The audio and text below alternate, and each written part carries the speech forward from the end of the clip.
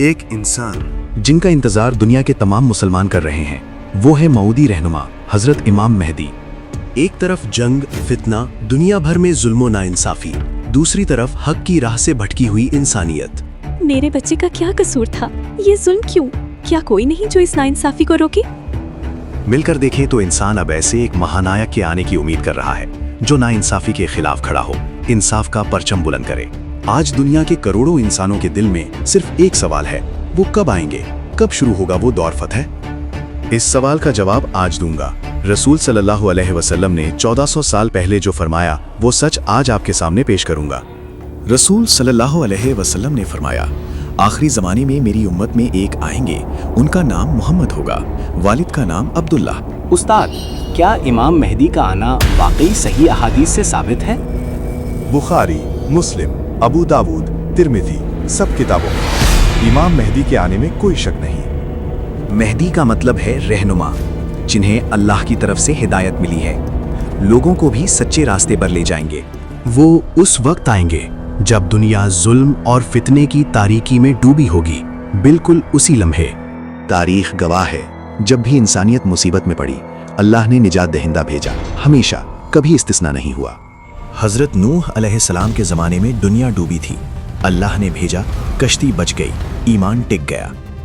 बनी इसराइल को फिरौन के चुंगल से आज़ाद कराने अल्लाह ने भेजा, आखिरी ज़माने में भी भेजेंगे। बिल्कुल इसी तरह आखिरी ज़माने में उम्मत मोहम्मदिया के निजात दहिंदा के तौर पर आएंगे इमाम मेहदी। वो आएंगे ज़रूर, अल्लाह का वादा, रसूल सल्लल्लाहु अलैहि वसल्लम की पेशगोई, इसे कोई नहीं रोक सकता। ये इंतज़ार सिर्फ मुसलमानों का नहीं, यहूदी, ईसाई, हिंदू, बुद्ध मत, हर मजहब में इस निजात दहिंदा का जिक्र है, मुख्तलिफ नामों से। लेकिन सवाल ये है, ड्रोन है, सैटेलाइट है, एटमी हथियार है, तो एक इंसान पूरी दुनिया का निज़ाम कैसे बदलेगा? यही अभी बताऊंगा। आज की दुनिया में ताकतवर मुल्कों के पास बेहद ताकत है, वो जानते हैं, वो तैयार हैं, वो डर रहे हैं। दुनिया की मौजूदा ताकतें भी इस आमद से आगाह हैं, वो जानते हैं कि कुछ आने वाला है।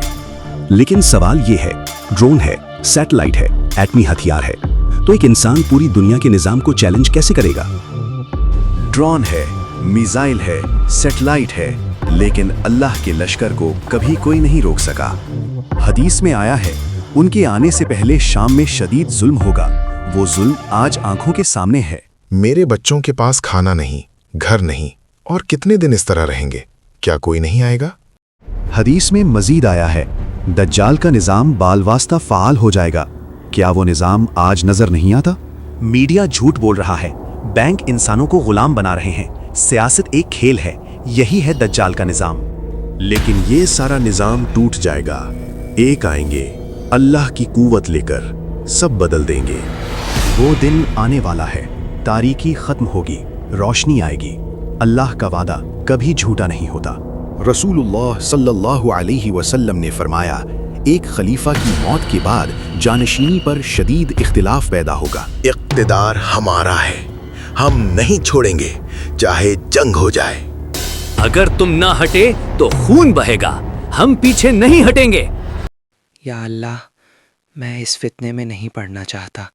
मक्का जाना है, वहाँ सुकून से इबादत करूँगा।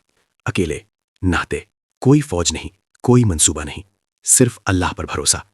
वो नहीं जानते थे कि अल्लाह ने उन्हें चुन रखा है। मक्का के चंद लोगों ने उन्हें पहचान लिया, उनकी मर्जी के बगैर उन्हें बाहर ले आए। वो मुकद्दस लम्हा शुरू हो गया। या अल्लाह, मैं तैयार नहीं, लेकिन अगर ये तेरी मर्जी है तो तू ही मेरा भरोसा है। रुकने यमानी, मकाम इब्राहिम, हजारों हाथ आगे बढ़े, दुनिया की तारीख इस लम्हे बदल गई।